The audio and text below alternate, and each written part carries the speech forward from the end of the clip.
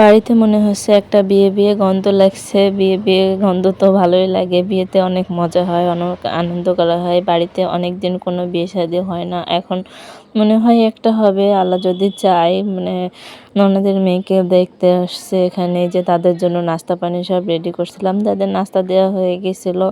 এগুলো ছিল এক্সট্রা। এখানে আঙ্গুর, 2 পদের মিষ্টি, তারপরে দেওয়া হয়েছিল আপেল, কমলালেবু, মাল্টা, আরও অনেক কিছু দেওয়া হয়েছিল।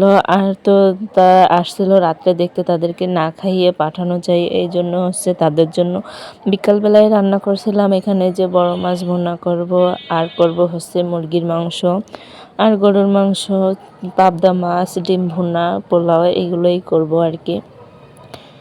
এখানে হচ্ছে আমাদের নতুন বাবুর্চি আজকে বলছে আমি আজকে রান্নাটা করব, তাকে কি আর না করা যায়। সে নতুন বাবুর্চি হয়েছে, তাকে দিয়ে রান্না করতে বসে দিয়েছে গরুর মাংস। সে বলছে আমি গরুর মাংসটা রান্না করবো। এদিকে আপু আমাকে বলে গেছে যে অন্য চুলায় তুমি একটু এই রান্নাগুলো করো, মুরগির মাংস, ডিম, মাছ ভুনা, এগুলো তুমি করো। এখানে এই যে দেখুন গরুর মাংসটা নতুন বাবুর্চি কষাচ্ছে, কত সুন্দর দেখা যাচ্ছে। এক চুলায় রান্না করে তো আগাইতে পারবো না, এই জন্য অন্য চুলা ধরে দিয়েছি। পাশের চুলায় আমি হচ্ছে ডিম বসিয়ে দিয়েছি সিদ্ধ। তারপরে মুরগির মাংসের মশলাটা কাটাকাটি করাই ছিল, আদা বাটা ছিল, পরে আমি বাটাইছি সেটাকে একটু ফিনিশিং বাটা দিয়েছি, কারণ নতুন মেহমান আসবে বাড়িতে। তারপরে আপু আসছে, আপুকে বলছি আপনি মাছেরটা আর পাবদা মাছের এই দুইটা করেন।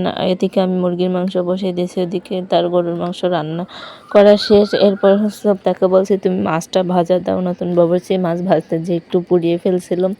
মুরগির মাংসটা দেখে মনে হচ্ছিল কেমন যেন একটু সাদা ফ্যাকাশে ফ্যাকাশে হয়েছে, জন্য অনেক সময় জাল জাল লাগছে। এখানে যে মুরগি রান্না করা শেষ, ডিমটাকে এমন ঝাল পেঁয়াজ দিয়ে ভাজি করছি, কারণ সব কিছুই মশলা, সব মশলা খেতে কি ভালো লাগে। এখানে যে পাবদা মাছ এনে রেখে দিয়েছি, পাবদা মাছে একটু পেঁয়াজ কুচি বেশি দেবো, টমেটো দিয়ে চচ্চড়ি মতো হবে। পোলাওর সাথে খেতে কিন্তু বেশ মজার লাগবে, আমার কাছে তো ভালো লাগবে খেতে। এই পাবদা মাছটা খেতে কিন্তু বেশ মজার লাগে আমার কাছে, ভুনা করলেও ভালো লাগে। এখানে যে বেশি করে পেঁয়াজ কুচি দিয়ে হালকা মশলা দিয়ে এটাকে চচ্চড়ি করা হবে। আর রান্না করতে আসছি হচ্ছে বিকালবেলা, রান্না করতে করতে তো সেই রাতই হয়ে গেল। তাহলে একটু দিন দিন আসলে কি লাভ হলো। এখানে যে মশলাটাকে ভালো করে কষিয়ে নিয়ে হালকা করে পানি দেবো। মাছটাকে কিন্তু ভাজিনি, কাঁচা মাছই চচ্চড়ির মতো করব। রান্নাবান্না শেষ। এই যে মেহমানও চলে এসেছে, তাদেরকে হচ্ছে নাস্তা পানি দেওয়া হয়েছিল, সেই ভিডিওটা আমার কাছে নাই। এরপর একবারে হচ্ছে তাদেরকে খেতে দেওয়া হয়েছে। সবাই কি অনেক মজা করে তাদেরকে খাওয়াচ্ছে আর কি। এই যে হচ্ছে নতুন বউ হবে, এনে এসে আমার সামনে বলছে আমি হব নতুন বউ। সে আমার সামনে এসে ভিডিও করছে, কত খুশি। আগের যুগে মেয়েরা কিন্তু এরকম লজ্জাহীন ছিল না, এখন সবাই এরকম।